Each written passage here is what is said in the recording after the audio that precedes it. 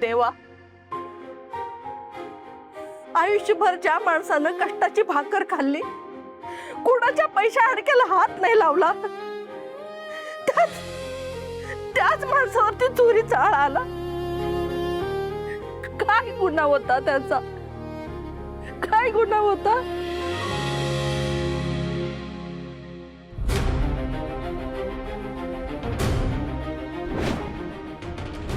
तुला माहिती आहे ना माझं तुझ्यावर किती प्रेम आहे. मग आता नको ना कसला विचार करू. हे ना जवळ. एका बाजूला अण्णा जेलमध्ये आणि दुसऱ्या बाजूला माझंही असं झालं. जर घरात हे सगळं कळलं तर माझ्यामुळे अजून एक नवीन वादळ येईल.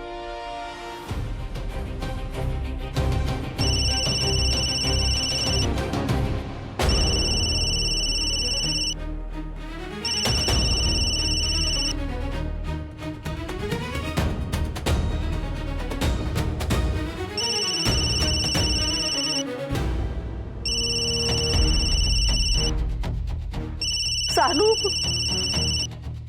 फोन वाजतोय बघ की, उचल. काही नाही आहे, मैत्रिणीचा फोन आहे, नंतर बोलते ना तिच्याशी.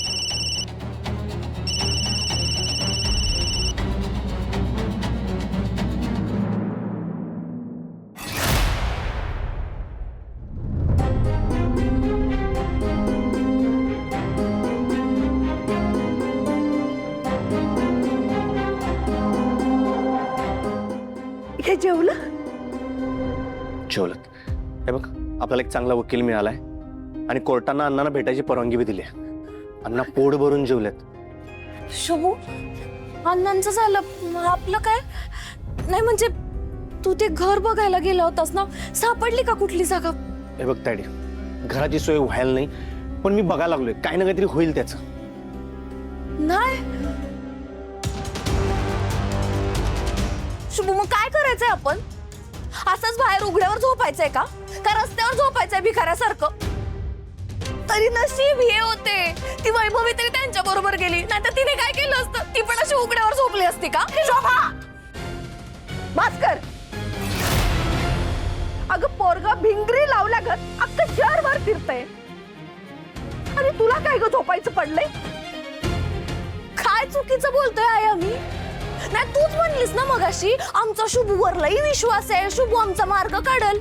मार्गातलं म तरी काढलाय का याने? विश्वास आहे म्हणून ह्याच्यावर विश्वास ठेवणं म्हणजे ना स्वतःच्या पायावर दगड मारून घेण्यासारखं आहे. कारण जे काय होतंय ना आपल्या बरोबर ते सगळं फक्त ह्याच्यामुळे होतंय. शोभा, भास्कर, आपली कुठं जर झोपायची सोय झाली नसेल ना, आजची रात्र आपण टेम्पोत काढू, उद्याचं उद्या उजाडल्यावर बघू. टेम्पो?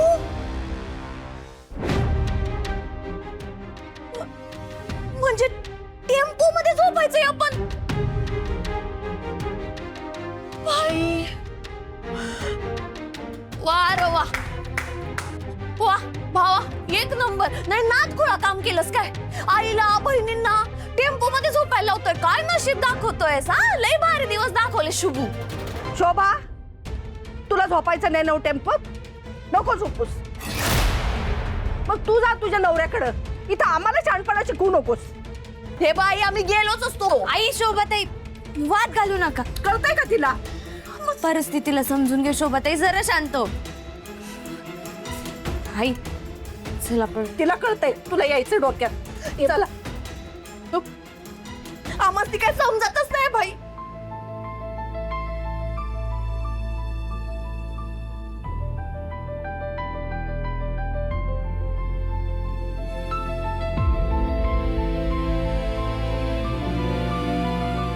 आम्ही सांगतोय की आम्ही झोपणार नाही ह्याच्यात.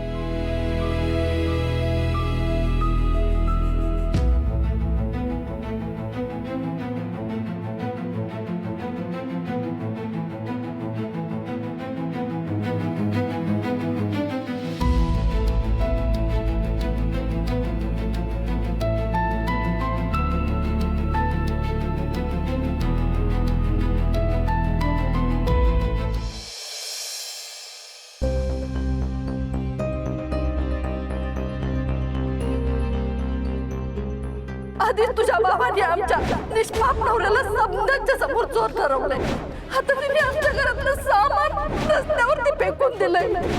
अरे देवा, त्यांना घरातनं बाहेर काढले म्हणजे आता एवढ्या रात्री कुठे गेले असतील ते? बापरे, सानिका, शोभाताई, काकू, शुभू आता काय करतील? मी कशी आहे, माझ्या डोक्यात हा विचारच आला नाही.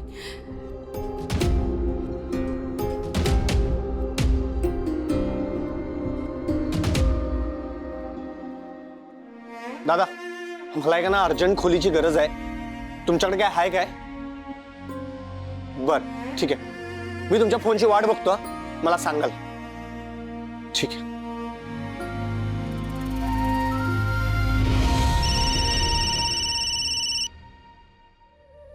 हा श्रावणी. हॅलो शुभू, अरे तुम्ही सगळे कुठे आहात? तुमच्या राहण्याची काही सोय झाली का? नाही श्रावणी, सोय नाही व्हायला. पण मी सगळ्या लोकांना फोन लावलाय. सकाळपर्यंत मिळून जाईल खोली.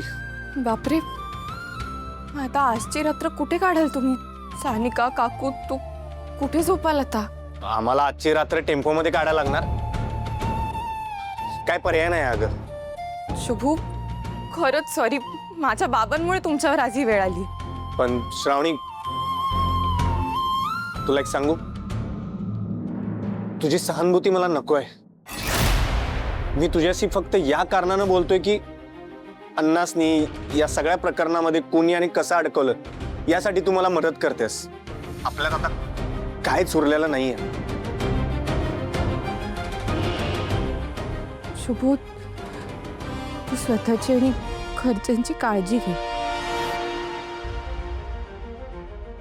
हॅलो,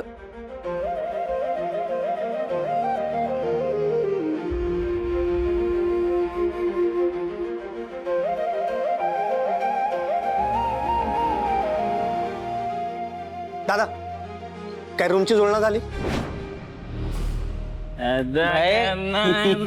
आज लय मजा आली बच्चू सोबत दारू मला.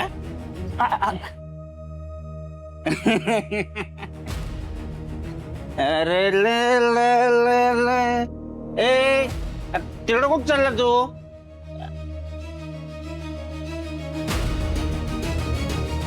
ए ते कोण आहे गाडीत?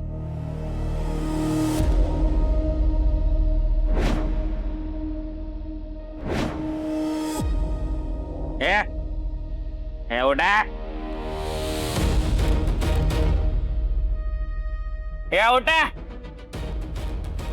तुम्ही काय करताय या टेम्पोत? डिगे या टेम्पोवर एवढ्या रात्री तुम्ही तिघी जणी काय करताय? ओ दादा, ह्यो आमचा टेम्पो आहे. तुम्ही जावा की.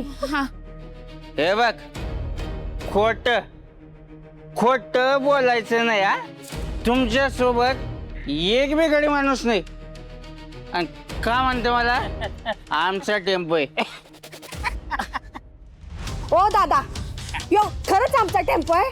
आमचं पोरग बाहेर गेले, येते आता. तुम्ही जावा की. दादा बाहेर गेलाय, तो येईल पटकन आता, लगेच येईल तू.